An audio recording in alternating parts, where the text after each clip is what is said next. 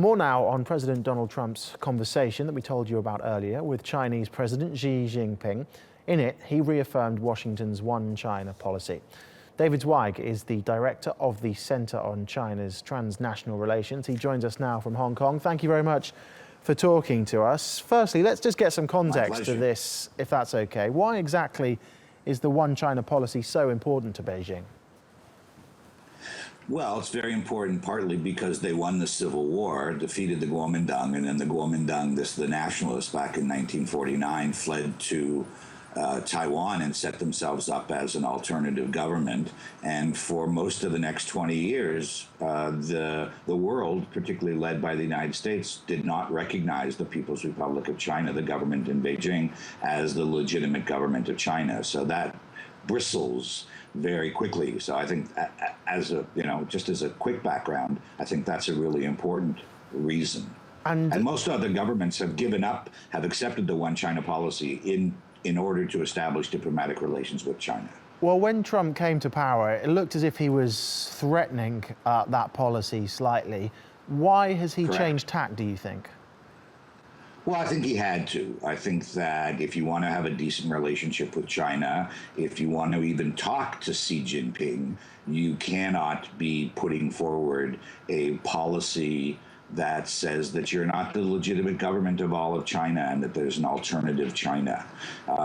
You just can't do that. Xi Jinping could not have any kind of negotiations with President Bush if Bush held that position. He would be just couldn't do it at home. He'd be in big trouble, and it's the fundamental basis of this relationship to move forward at all. Trump, one of the things Trump was trying to do was he was trying to be the great negotiator and say, boy, I can even put this issue on the table, and then you're going to make the concessions on trade.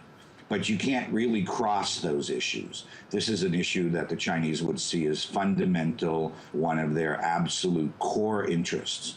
And you can't put the core interests at risk and then expect the Chinese to sit down and talk to you. But Trump has been speaking to the president of Taiwan. He spoke to the president before the phone call with Xi Jinping as well. What do you think was discussed there?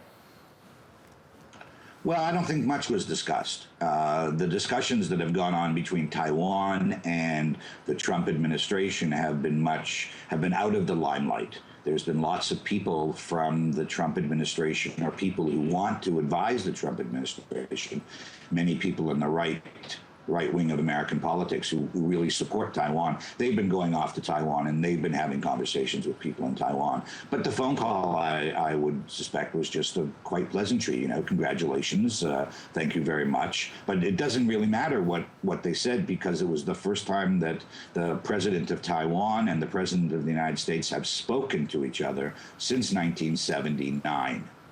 So this was just the phone call itself, never mind the content. The phone call itself was a big deal and really put the Chinese, forced them to take a step back and say, wait a second, what's going on here? And then Trump's position to say that everything is on the table, everything is negotiable.